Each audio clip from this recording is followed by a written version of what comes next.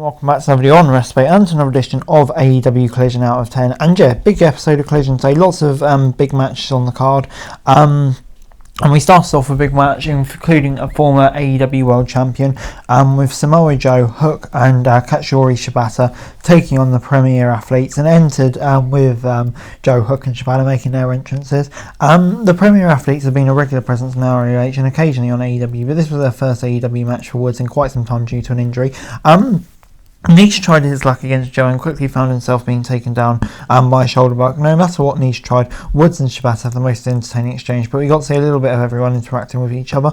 This was a relatively standard £6 bout. They did a good job keeping the interference from legal partners limited to a couple of minutes, so it's easy to follow. Everyone did their job, but there was only a few moments worth signalling out. Shibata got the submission win by making Nice tap out. So yeah, on the whole, I thought it was quite good. I'm going to give it a 6 out of 10. Moving on into Chris Jericho and Big Bill against the Private Party. Quen and Cassie were looking to follow up their Rampage victory by scoring a win over two men they fought after the match, Jericho and Bill. Quen squared off with the Giant and was turned inside out by a shoulder block. The high flyer was able to get in some offense by using his speed to stick and move, but one big jab from Big Bill levelled him. The Learning Tree had some trouble and Cassidy wound up taking a DDT shortly before a commercial break. As good as Private Party can be against the real team, this was not a good combination. The bout itself could have been half as long and accomplished everything they did here.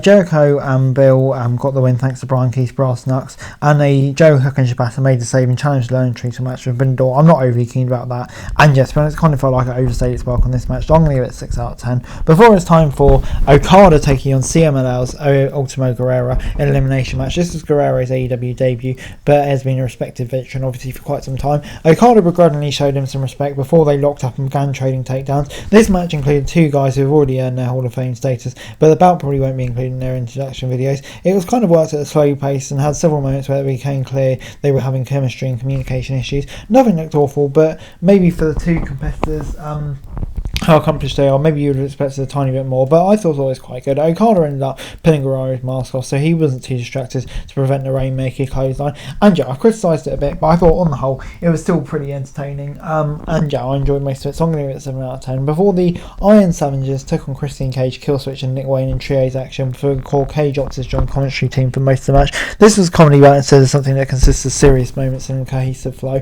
Some of it was probably fun for a live crowd, but it didn't make the best TV match. Cage got a good pop when he finally went to the ring to finish the match with his finisher. But yeah, that was about it. I'm going to give it 6 out of 10. Yeah, just not much more to it. It's a simple win for Christian Cage, but nothing really too major built from this, to be honest.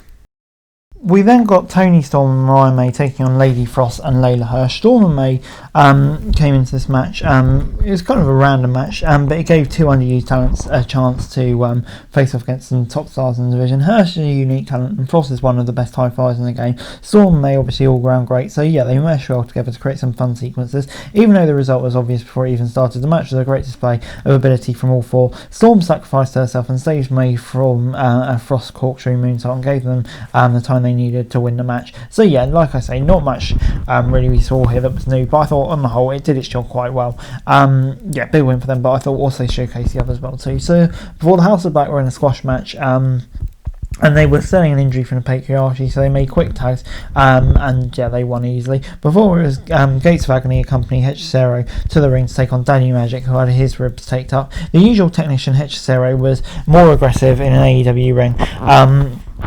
He was literally biting the opponent at one point. This may not have been a squash, but it was close to that. Daniel Garcia's best friend got in some offense here and there, but it wasn't much. The Master Superstar got the win by submission. Obviously, kind of much needed building up really for his match with MJF. Forbidden Door. So yeah, I thought it was quite good. Maybe we could have seen an appearance from him at some point, but we didn't. But I thought, it built up to it quite well, so I'll give it a 6 out of 10. Before the main event was Will Ospreay against Brian Cage for the international title. The Vanilla Gorilla rushed the champ after the bell and unloaded on the aerial assassin.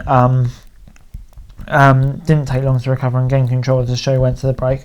And when you combine one of the most agile performers in all of wrestling with a guy whose athleticism and power borders on superhuman, you're always guaranteed to end up with an exciting match. Cage had no right to be able to move the way he does with the muscles that big, and Ospreay's ability to defy gravity as well has been well documented. Even if the result felt like a foregone conclusion, this is still worth taking some time to see. After several close 2 counts for both men, Ospreay scored the win with the hidden blade, and yeah, on the whole gets 7 out out of 10 for me. I thought, yeah, like I say, this was a really fun match. Big win for Ospreay, and he really is building some serious momentum now.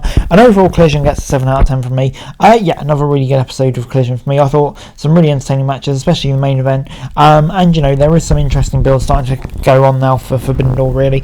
And, yeah, definitely my hype is growing for that show. So, yeah, on the whole, this gets a 7 out of 10 from me. I thought this was really good. Hey, guys, that's it for this video. Thanks very much for watching. Remember to like, share, subscribe. Follow us on our socials. Link in the description below for daily wrestling news, meme, and content. Subscribe to our other channels on screen right now. That'd be greatly appreciated. Thanks very much for watching. Peace out.